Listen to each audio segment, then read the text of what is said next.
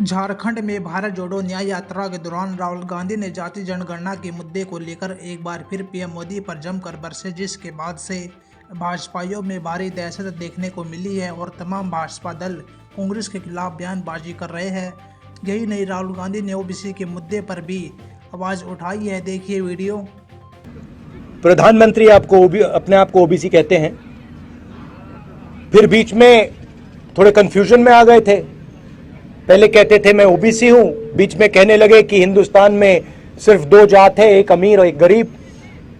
तो उनको पहले तो ये डिसाइड करना है कि जात हिंदुस्तान में है या नहीं है।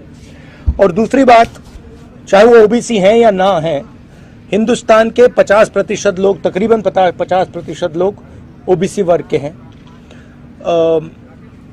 दलित 15% हैं, आदिवासी 8% हैं। हम चाहते हैं कि जाति जनगणना हो। हम चाहते हैं जिसकी जितनी आबादी है देश को पता लगे।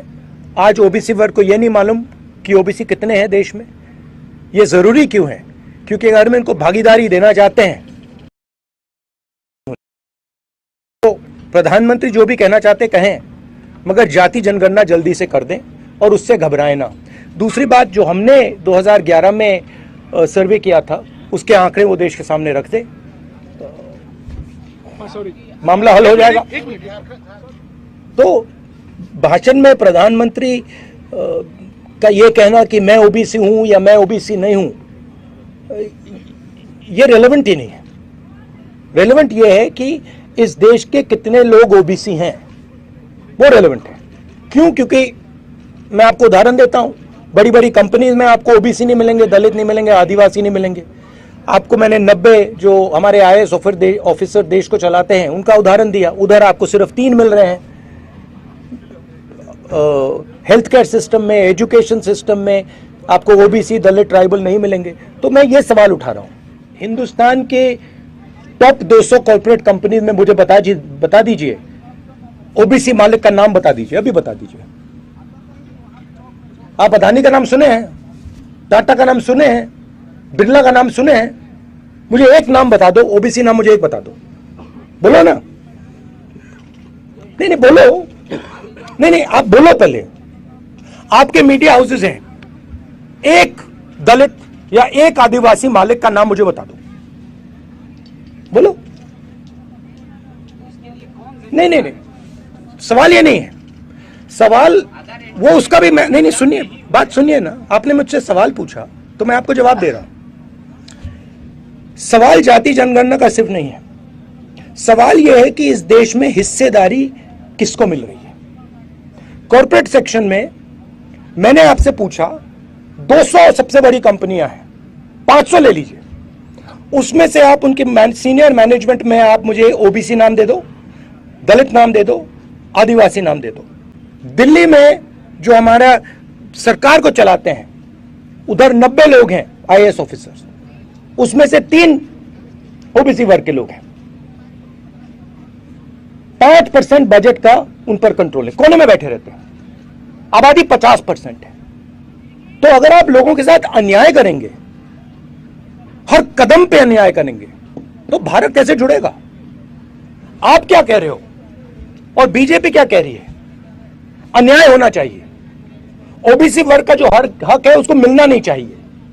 दलित वर्ग जो है, आदिवासी वर्ग जो है, उसका हक नहीं मिलना चाहिए। कैसे जुड़ेगा भारत? इसीलिए हमने न्याय शब्द भारत जोड़ो शब्द के बीच में रखा है।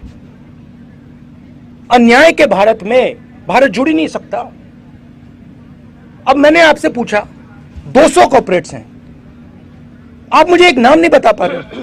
मैंने आपसे पूछा, भैया ठीक है आप कॉर्पोरेट का शायद जानते नहीं हो, बड़ी बड़ी मीडिया कंपनी में मुझे एक नाम दे दो। अच्छा छोड़ो, आप रिपोर्टर्स में से मुझे दिखा दो आदिवासी कौन है। हाथ उठाओ ना, कहां है? आप यहां मुझे दलित दिखा दो। हाँ एक है, सैंपल रख रखा है कोने में। तो देखिए, देश के सामने सबसे बड़ा मुद्दा अन्याय का है और सबसे बड़ा अन्याय दलित, आदिवासी, पिछड़ों के खिलाफ हो रहा है। इसीलिए मैं इसको रख रहा हूं और इसीलिए मैं जाति जनगणना के लिए लड़ रहा हूं और मैं पीछे हटने वाला नहीं हूं। प्रधानमंत्री जो भी कहे। नहीं, सचमुच ये बीजेपी के लोगों को कुत्तों से ऑब्सेशन क्या है? कुत्तों ने क्या बिगाड़ा है? जो कल्पना जी के साथ बातचीत हुई वो तो मैं पब्लिकली नहीं बोलूँगा, वो तो कॉन्फिडेंशियल बातचीत हुई है। ये कहूँगा कि जो उनके पति के साथ किया जा रहा है वो अन्याय है, वो ठीक नहीं है। यात्रा में हम बहुत सारे लोगों से मिले हैं, किसानों से मिले हैं, आदिवासियों से मिले हैं, गरीब लोगों से मिले हैं और बहुत सारा इनपुट हमने लिया है। और मैं सोच रहा हूं कि 2-3 मुद्दों पर चीफ मिनिस्टर से मैं बात करूं और उनको अप्राइज करूं कि हमें लगता है कि इन चीज़ों पे थोड़ा फोकस होना चाहिए। ज़मीन का मामला है, सरना कोर्ट का मामला है, तो ऐसे काफ़ी मामले हैं।